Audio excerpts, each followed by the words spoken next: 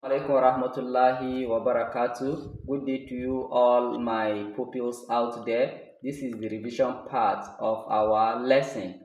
If you could recall, the first topic we talked about during our class this time is creative rhythmic activities. And we said creative rhythmic activities are activities that are carried out repeatedly at a regular interval by moving the body. And we also said it is often timed to music or beat and can be used for various purposes such as exercises, dances, and performance. And after that, we talked about the example of creative rhythmic activities, which include marching, galloping, and hopping. And we said marching means working in an organized and uniform manner, alone or with others. And we said it is commonly associated with military drills, parades, and march band. And after marching, the next example of creative rhythmic activities is galloping. It involves a combination of a running step and a leap. It is characterized by a distinctive 1-2-1-2 pattern where one foot leads with a step and the other foot follows with a leap. Galloping is often used in dance, horseback riding, and various sports such as basketball and soccer. And the third example of creative rhythmic activities is hopping. It involves propelling oneself off the ground. It's a type of movement where the body is temporarily suspended in the air before landing. Hopping can be done in various directions and speed and is commonly seen in activities like skipping, jump rope, and certain dance styles like ballet and Irish step dancing. After the topic of creative rhythmic activities, we talked about physical fitness, and we said it's the ability of an individual to carry out his or her daily tasks effectively and still have extra energy for any emergency. We also talked about components of physical fitness, which include endurance. And we said endurance is the extent to which a person can withstand an unusual and challenging situation without giving up. And we did call out some activities that are used to measure endurance. The first one is the press up, the squat trot, the minute run, the workbench, the step on, and the step up. And if you could recall, I did demonstrate all those activities to you during our class. The next one is the strength and is the extent which a person withstand opposing force, usually in form of pressure. And the activities we use in measuring strength include the pull up, the sit up, the tug of war, and pushing.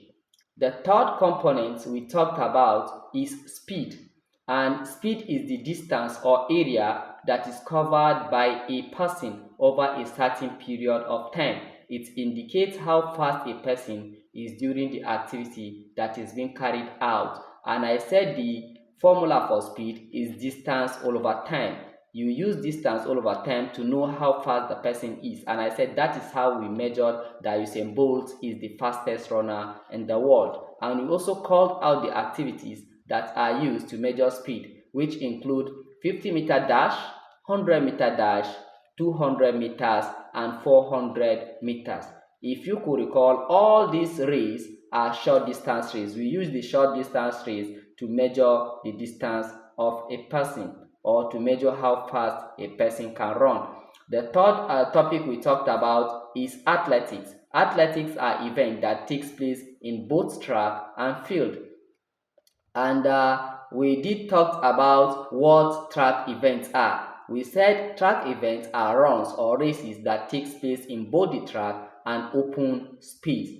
And examples of track events include the sprint or the short distance race, the long distance race, and the middle distance race. And first of all, we talked about what the sprint or the short distance race entails. We said they are runs or races with full speed from the start to finish. An example of a short sprint distance race include 50 meters dash, 75 meters, 100 meters, 200 meters, and 400 meters.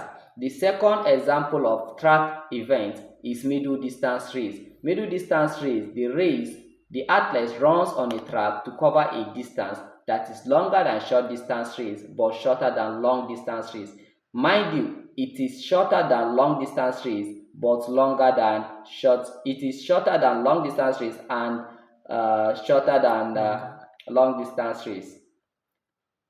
Examples of middle distance race include 800 meters.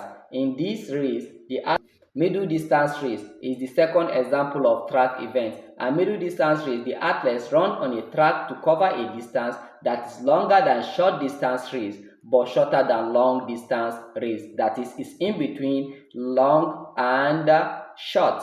Examples of middle distance race include 800 meters. In this race, the athlete is expected to run around the 400-meter circular track twice.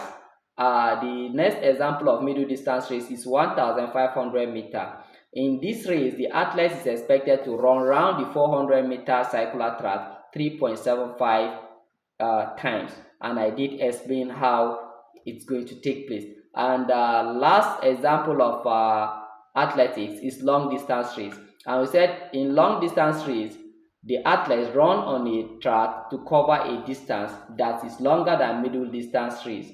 And the event of long distance race requires serious training, strength, endurance, stamina, and courage.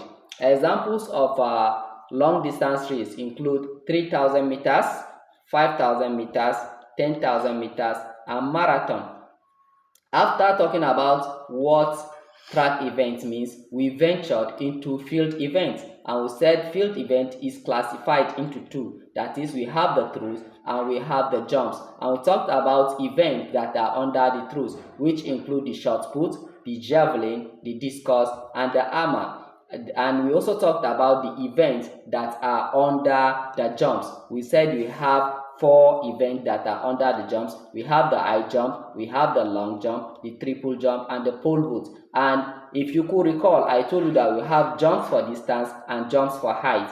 High jump and pole vault are both jumps for height, whereby long jump and triple jump are jumps for distance. And under the jumps, we talked about the long jump, and we say long jump is a field event in which the competitors are expected to run to a point marked before jumping in one leap to cover some distance, which is then measured. It is measured with a tape. If you could recall, we did some demonstration during our class period. It is a jump for distance. The basic skills we need in long jumps include the approach run, the last 2 strides, the takeoff, the flight, the landing, and the recovery, which I explained and we demonstrated how they take place. And we also talked about high jump, which is a jump for height. High jump is also a field event in which competitors must jump unaided over a horizontal bar placed between 2 upright poles, that is 2 vertical poles. The horizontal bar is placed as different measured height, and the competitors are expected to jump by leaping off the ground on 1 foot. A jump is considered a failure if the horizontal crossbar between the 2 upright bars is dislodged. And we did say that high jump is a jump for height. And we also talked about the basic skills that are required in high jump. The first one is the approach run, which is usually between 9 and 12 meters. We also have the takeoff, the flight, the landing, and the recovery. With this, we've come to the end of our revision class. If you have any question, you can write your name and ask your question in the comment section. And even if you are not having any question, write down your name to serve as an attendance. Thank you very much.